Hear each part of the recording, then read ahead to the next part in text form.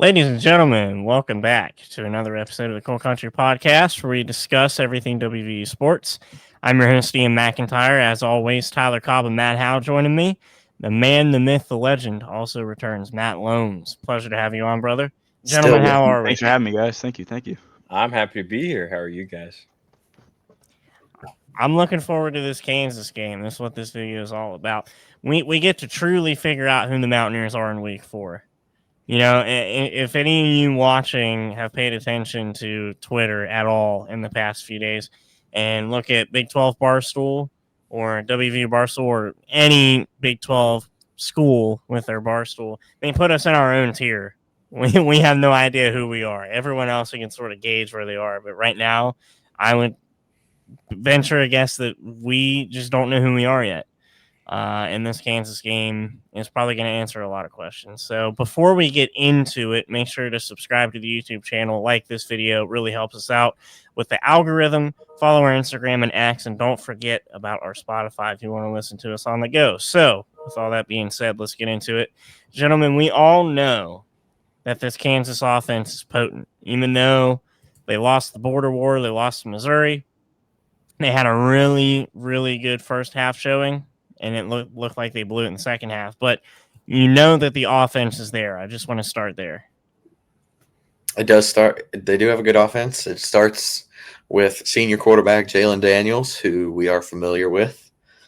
He obviously led the Kansas Jayhawks to a win in Morgantown in 22, and then had us on the ropes in 24 until West Virginia had a comeback late in the fourth quarter.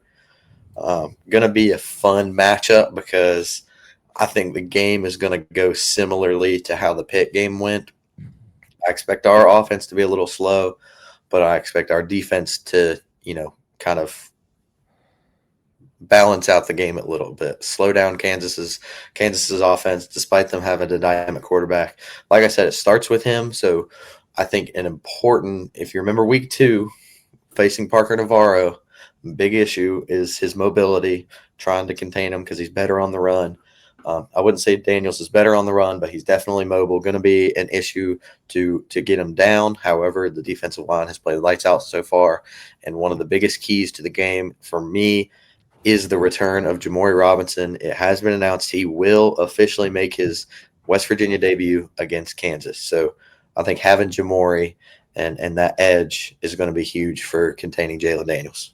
I think that the D line is going to have their work cut out for him regardless, because you do bring in Jamori. There may be chemistry issues to start. Now, the issue is going to be containing Jalen Daniels in a better way than we contain Parker Navarro, because I drew the line between them on our last episode where they're very willing runners. And I said in my Ohio preview that you need to make Navarro a rushing quarterback. And I do agree that Jalen Daniels will probably be better scampering on his feet than he is throwing the ball, because he has that ability too. But the question comes in, can the D-line anticipate that? And can we not have so many missed tackles like we did in the Ohio game? I think a lot of the missed tackles in the Ohio game led to some negative field position. So if we can do that against Jalen Daniels, I think we stand a better chance. And again, Missouri figured out how to stop him in the second half. I'm not saying we're Missouri because, again, we don't know who we are. But I think there's potential there for our defense to really shine in this game and limit Jalen Daniels' options on offense for sure. Yeah, I think as the defense develops, we really find out who we are, like you said. I think this is a good opportunity to do that. I think Jalen Daniels is a dual threat quarterback. He's good on the run. He's got a really solid arm. Missouri showed the cracks in his armor. If we can get in and pressure, I think he'll have a harder time making those tough plays. Yeah, I really do agree with that. Jalen Daniels really needs no introduction. He really can make nothing. He can make nothing into something. He can turn plays around with just himself. But like you were saying, Matt, he truly is a kind of a vibes guy. So, I mean, if you can get in his head, frustrate him early on, you can see some positive momentum for us for sure. I think what's going to be huge is you saw some cracks in the O-line for Kansas. Missouri, despite being down early, got pressure on Jalen Daniels. Daniels has only taken 3 sacks on the year. 2 of them came against Missouri and against this West Virginia D-line, who up to this point has been about as good as you can get. You're tied for second in sacks. You had 6 against Pitt. If you can force Jalen Daniels to make mistakes, I think we remember the Tyron Bradley throw or interception last year in the Kansas game. At least I think it was Tyron Bradley. If he's under pressure, he'll make mistakes. So getting that pressure, which again, that's where Jamori comes in. I'm curious as to see what kind of looks we'll see Zach Alley throw against Pittsburgh. He threw out 2 bandit looks and 3 high safety looks to kind of confuse Eli Holstein and that Pitt offense that is more of a passing offense. So what does Zach Alley come up with, and how is Jamori Robinson come into the game and perform after being out for 3 weeks and not being with us through fall camp? Honestly, I can see it going a lot like the Pitt game did. First play of the game, we sack Holstein and he fumbles. Right? I could see the first drive of the Kansas game going like that when we're on defense and we get to Daniels early and force him to make a mistake and force the O-line to give in. Or we have chemistry issues, like I was saying before, and it's just really hard for us to even attempt to get to Daniels. I see either one as being possible.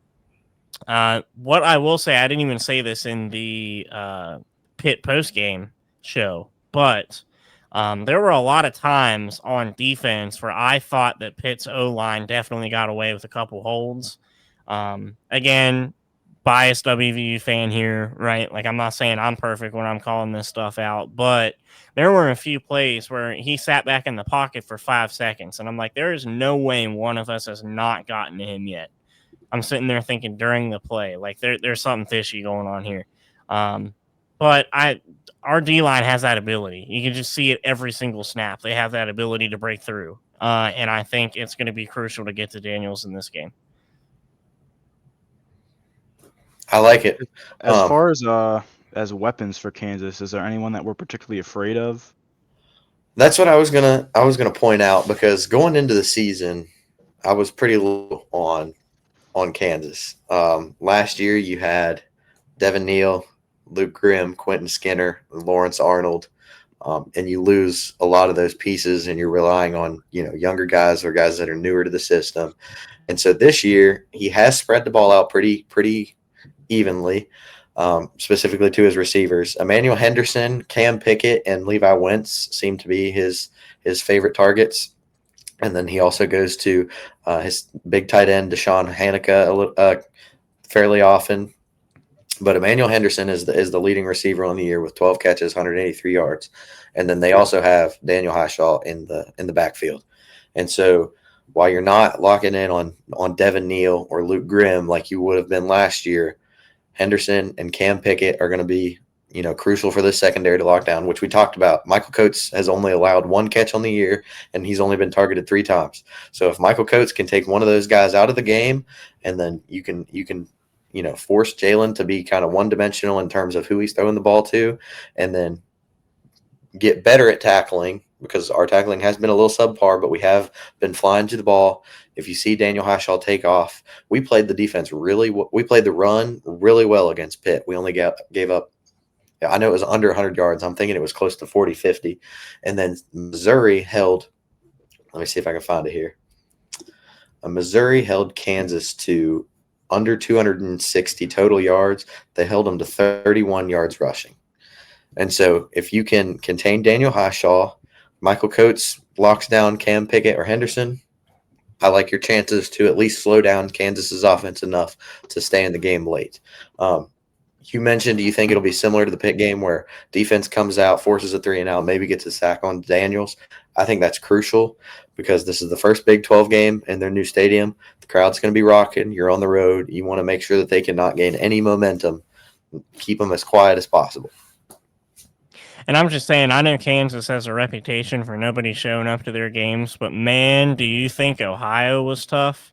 I'm telling you right now, this Kansas game is going to be different. Like you said, new stadium and new people coming out to the game. So it's going to be hard for the Mountaineers to operate in this away environment. And if they thought Ohio was hard, they got something else coming. It's going to be a fun one. I think it'll be a fun one. I think the line is way too skewed. Minus 12.5 seems so ridiculous to me. Yeah, I know. I mean, I don't want to spoil our pick'ems, but I got Kansas here, but I don't think it's by much. You know I think that's how a cover at the very least. yeah.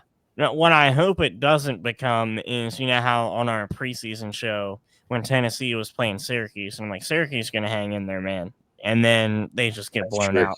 I really hope that's not the same scenario we're facing here. But it's a conference game. I think that's the best way you can describe the line. It's a conference game. So, and it's the first one of the season at that. It's only game 4.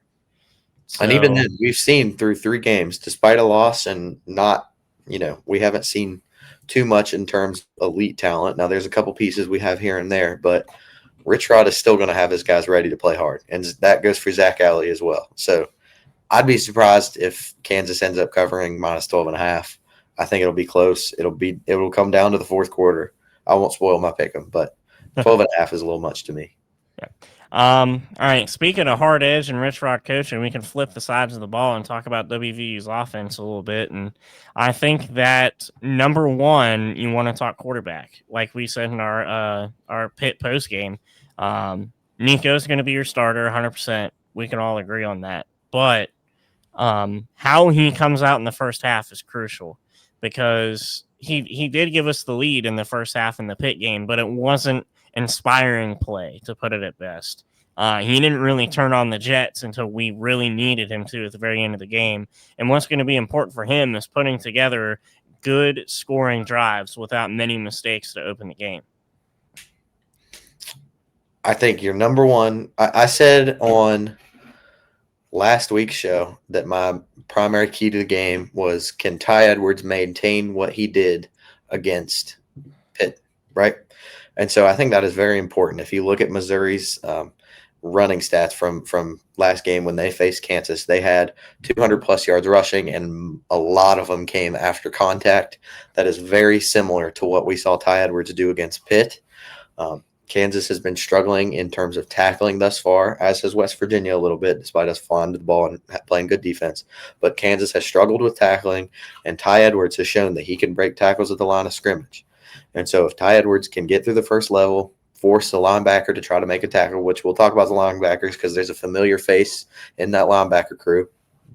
But if Ty Edwards can maintain what he did against Pitt, break some tackles, I think that's the key to the game. Can you get the run game going again against a group that's struggling to tackle? However, this Kansas defensive line is one of the strong suits on defense.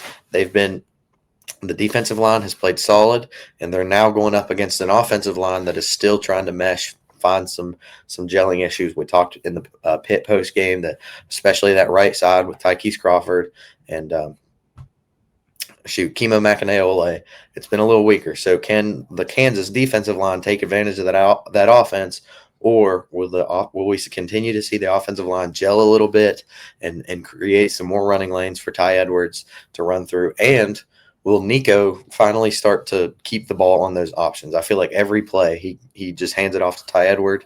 Sooner or later, the defense will catch up, and Nico is going to eventually have to start pulling the ball. 100%.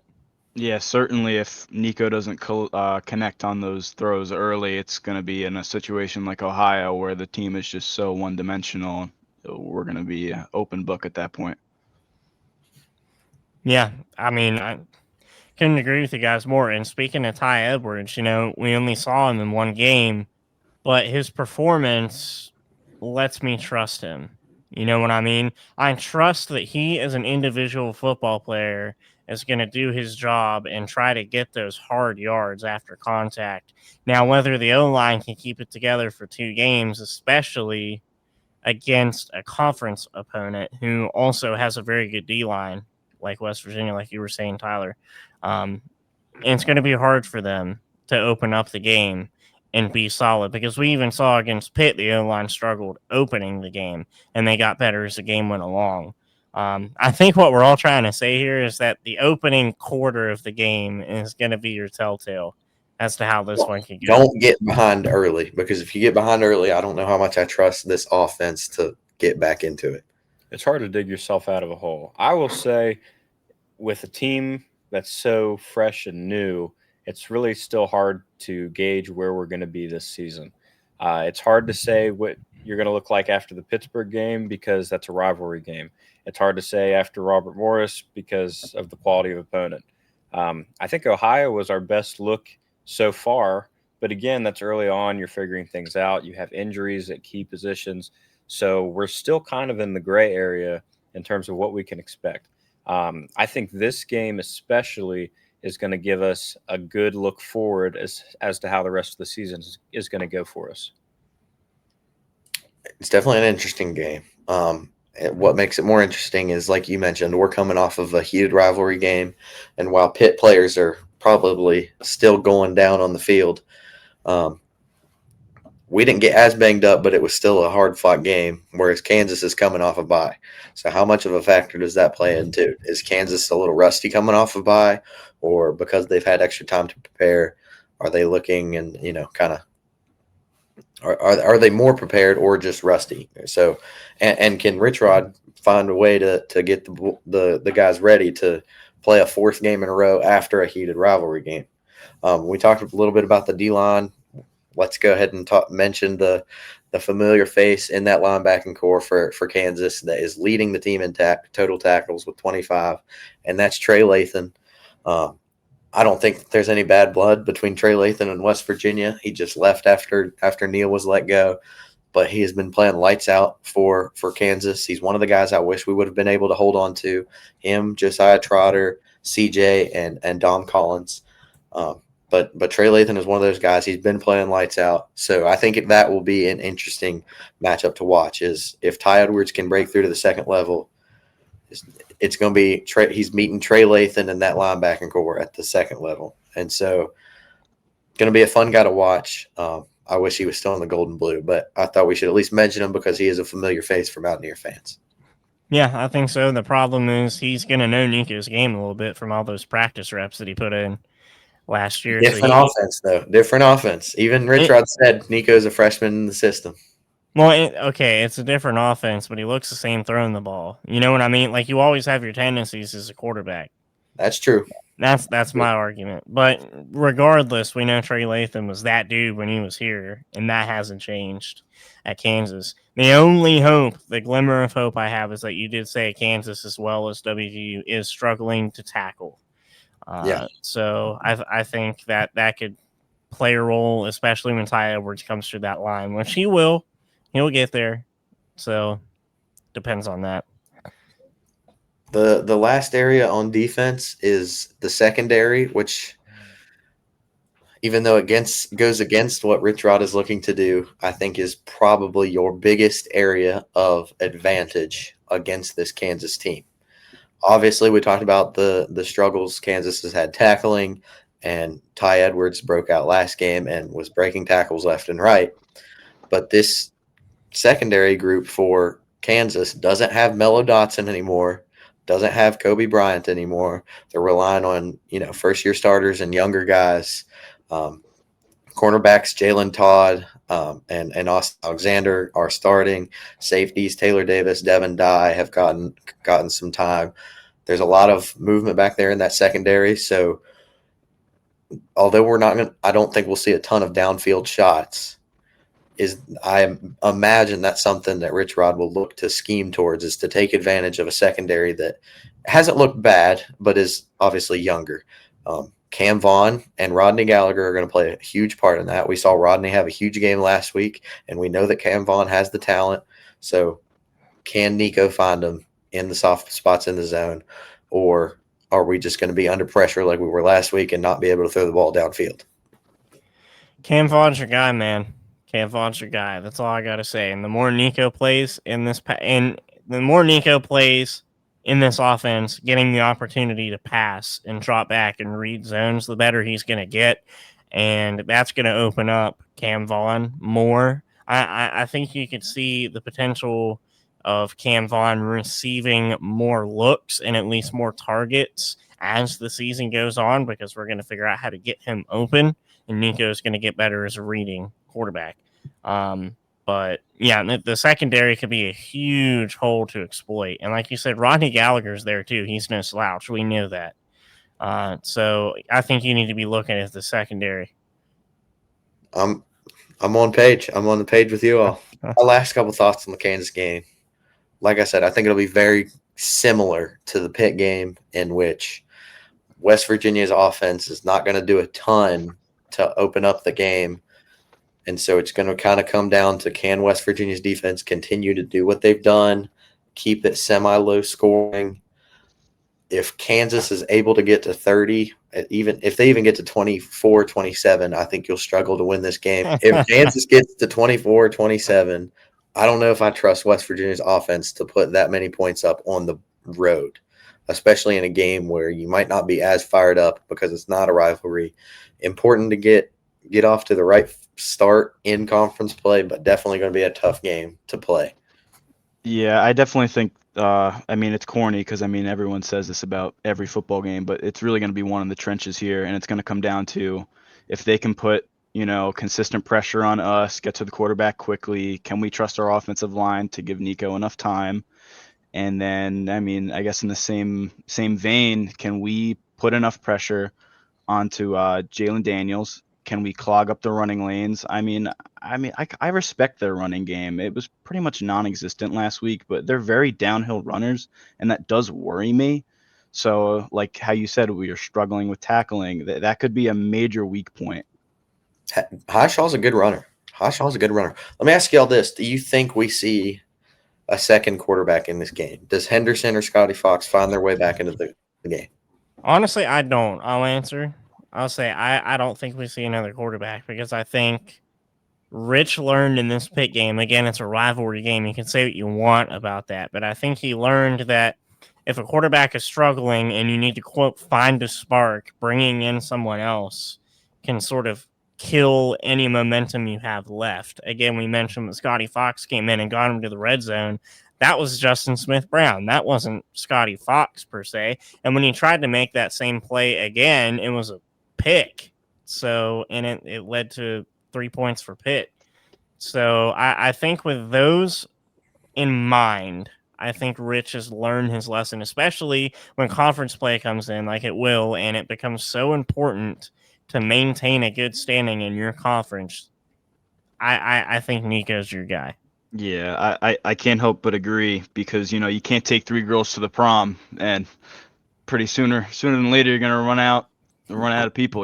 Like no one's gonna want to play for you. So I hope that we stick with one quarterback this game. I could see us, switching over at halftime similarly, but I agree. That is such a Rich Ron analogy. You can't take 3 girls to the prom. I liked it. So I have two things to say with this. We got a comment on our last video, and again, oh yeah, as always, if you have anything you would like to say, please let us know. We go through and read all the comments, so please send them our way. We got a comment from Dan and Reese 2434. Quote, "Oh, Scotty will definitely play. Rich Rod said he will play a lot this year. He's who Rich Rod wants. He will phase Nico out as much as he can and replace him with Scotty." I'm going to stop there. I don't think that is exactly accurate. I think Scotty has a lot of talent. I don't know if that will translate into playing time because it's kind of difficult to gauge how you're going to do. And if you have, there's a reason Nico has been the starter the whole time. Obviously. Now, I had a thought, and we were talking about this a little bit before the show, that if you have another big talent in Jalen Henderson, I think Kansas would be the game to start Henderson, which might be a hot take. But if you don't start him for the whole season, the only time you're ever putting him in is midway through a game. He's going to be cold. It's not a good position for him to start in. I think if you want him to go in and play his best game, he needs to be starting. And to go back and look at what he's done so far, putting him in late has not worked out for him and not worked out for the team as a whole. I think that's a really good point to make because it begs the question: how is Rich Rod going to use Henderson the rest of this year? I don't think, if at all, because I don't think he was given a fair shake through the first 3 games. So, And sorry, finish your. If you had some, no, sorry. No, you're good. And the only other, I'd be surprised if we see Rich Rod do what he did against Pitt again the rest of the season. Now, I could be totally wrong because I didn't expect him to do what he did against Pitt. But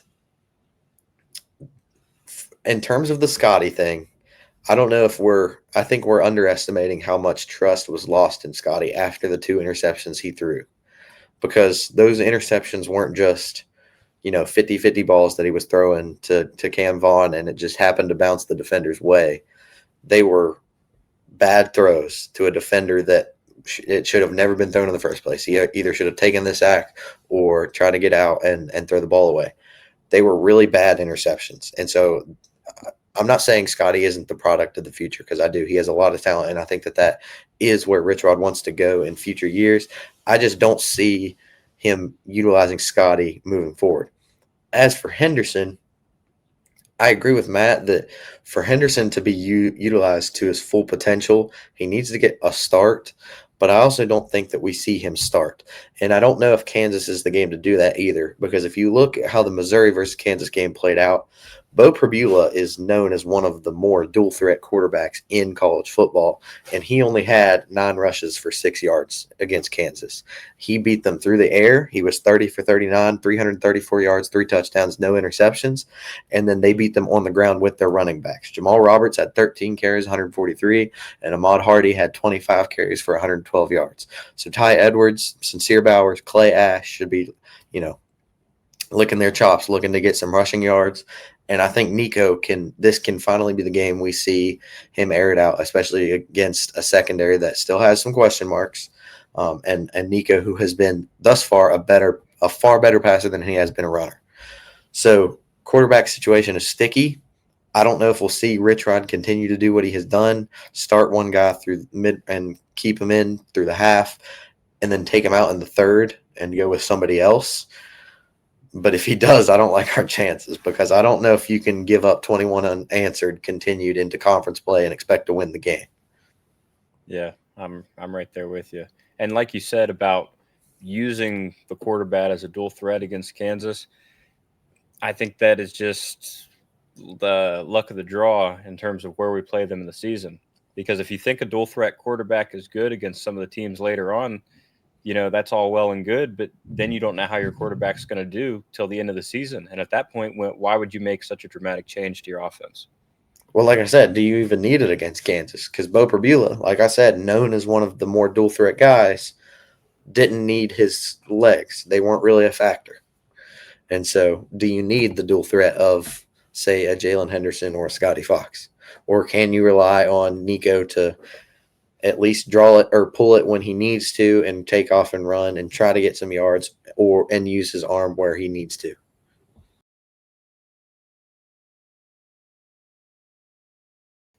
All right, let's go ahead and get into our pick'em segment. This is a little bonus segment here after our little Kansas preview. So, Tyler, you go ahead and read out our slate. I think our fans on Twitter knows how this works. You post our picks every week, and these are the must-watch games in our opinion of the week. We pick them. Our records are down below, and here is the slate for Week 4. We all stand just around above 500. Ian and Matt are tied currently at 17-13 overall record. I'm 1 game behind, 16-14. Week 4 gets a little more interesting. We've got a lot more closer games, starting with Big 12 game of the week. I don't know if it's big noon or not. I'm pretty sure it is. But Texas Tech at Utah. Let me hear them. All right. Give me Texas Tech here. I think you said it best on Twitter. We're all rooting for Texas Tech, right? And that is me. I'm pulling for him.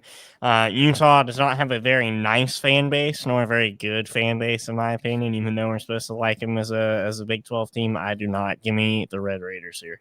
I'm right there with you. And if we have any Utah fans watching, please leave a comment letting us know how much better you are than we. And then we'll comment back as saying to why you're wrong. All right, mean, Lomas, what you got? I kind of agree with them. I think that they're going to be a little bit better than Texas Tech, so I'm going to take Utah. Give me the Red Raiders, even though I think it would look better if we find a way to pull off a win against the probably top 10 undefeated Utah team. I'm going for the Red Raiders. Next up, we've got SMU taking on TCU on the road. I know SMU is a good team, but so is TCU, and I think TCU pulls this one out at home. I mean, I don't think anyone will ever forget Bill Belichick's coaching debut, and I'm riding high. I'm riding high on the Horned Frogs, so give me TCU. I also have TCU.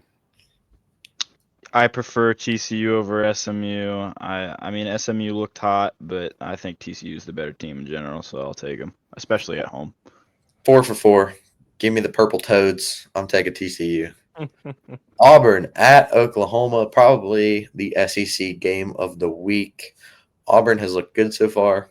Oklahoma, John Mateer, Heisman candidate thus far. What do we got? Give me John Mateer, Boomer Sooner. That's all I got to say here. And one thing I'll say about Auburn is I know Jackson Arnold has looked good so far, but the things I heard about him in preseason were not great. Getting Hugh Freeze to slack the defense off in practice to get his confidence up. I don't like the way that sounds. And you're going up against the number one Heisman favorite, John Mateer. Give me Oklahoma. Moneyline Mateer will take the Sooners over Auburn. Yeah, give me Oklahoma. Close game. It's going to be a shootout, 27-24, but we're taking the Sooners. Boomer Sooner. And we got a score prediction, too. I didn't know 27-24 was a shootout, but I'm also going Boomer Sooner. 4 for 4 in a row, Oklahoma. Moving on, Tulane takes on Ole Miss. Jake Retzlaff traveling on the road, his first big-time game against an SEC opponent. Give me – no, I'm not. I'm sorry, I picked last. Go, Ian. Well, we know you're going to pick Tulane, but You're right. I am taking Ole Miss here. I think this is their time to show up. But like you said, it's a big game for both teams, but I think Ole Miss pulls it out at home. I like Tulane. I think Ole Miss takes this one. I think that we're overthinking it. I think Ole Miss takes it comfortably. I agree. Tulane is still my pick to make the playoff as the G5 representative, but give me Ole Miss. Michigan at Nebraska. This will be a fun one that I think will be close. Give me Pat Mahomes 2.0, Nebraska at home. It's a rowdy environment. They're just like West Virginia, where it's the only big sport in the state, and they've been doing solid so far. And I think Michigan still has more to prove. So give me the Cornhuskers at home. No. I think Michigan starts their reign of terror right here. Yeah, there's no way I can take Aldi brand Patrick Mahomes. I got to take Michigan. Michigan's going to, try to find their identity here. And this is, like Matt said, the beginning of their reign of terror. We're going to learn to fear them for the rest of the year here. You didn't have to violate him like that. He did it to himself, to be perfectly honest. I don't know what everybody sees in Michigan. Give me the Cornhuskers. I don't like either team, but I just like Nebraska slightly more. I don't think either of them have a Cornhuskers. All right, moving on. South Carolina at Missouri. South Carolina coming off a disappointing loss to Vanderbilt. Who we got? I got Mizzou in this game. South Carolina looked very, very vulnerable against Vanderbilt. It's like their defense just doesn't look good. Lenore Seller's struggling. Give me Mizzou. They're coming off of the high of the border war. Give me Mizzou. I don't like Missouri. I don't know why. But I'm gonna have to take them here with Lenore Sellers hurt. We don't know if he'll be in the game even. And like you said, Ian, their defense has looked worse. Period. Yeah, I mean, I think Beamer ball becomes Bozo ball pretty quickly here in this game. I'm going to have to take Eli. Dude, Lombs is on a heater. I'm going to go Missouri. It does, according to what I'm reading here, and according to Pete, this is per Pete Thamel, Sellers has been practicing this week, and there are signs of positive, optimism that he will be able to return for Missouri. But I still like what Missouri, Bo Pribula, and Drinkwitz have been doing there. Give me Missouri. Moving on, the disappointment versus the surprise. Florida at Miami. Who we got? This is game day for some reason. I don't even know that Miami was a surprise, honestly. I kind of expected them to be this good, but what is surprising is Billy Napier being as bad as he is in Florida opening up 1-2. Oh my lord. I don't think this is much of a debate. I got Miami here, Carson Beck. I'm right there with you. Yeah, I'm taking Miami here. On the same page. Give me the Hurricanes. This is, it could end up being a Big Ten. It could end up having effects in the Big Ten race, but at the same time, it could also be the battle of teams that don't play typical schedules. Illinois at Indiana. Again, they both benefit from easy schedules, and now they play each other. Who we got? I got Indiana here. Give me Kurt Signetti, one of the best coaches in college football, to take care of business and win at home against a number 9 Illinois team. I told you guys preseason I wasn't high on Illinois, and they could have very well lost that game to Duke, despite what the scoreboard says. Give me Indiana here. Go Hoosiers. I am right there with you. Unless we're talking about basketball, go Hoosiers. Yeah, I'm finding myself back home again in Indiana. Give me them. I will go away from the crowd, and I will go with Illinois. I like what Brett Bielema has been able to do there over the past couple of years. Really turned it around last year.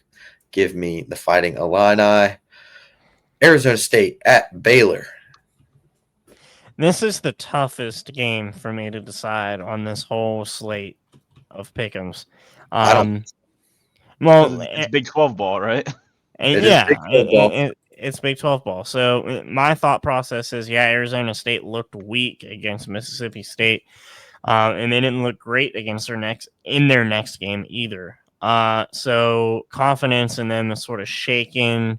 Baylor has not looked bad after week 1 against Auburn, especially pulling out the game against SMU. I kind of want to rock with Baylor here, though, at home. Let's get wacky in Waco. Give me Sawyer Robertson and the Bears.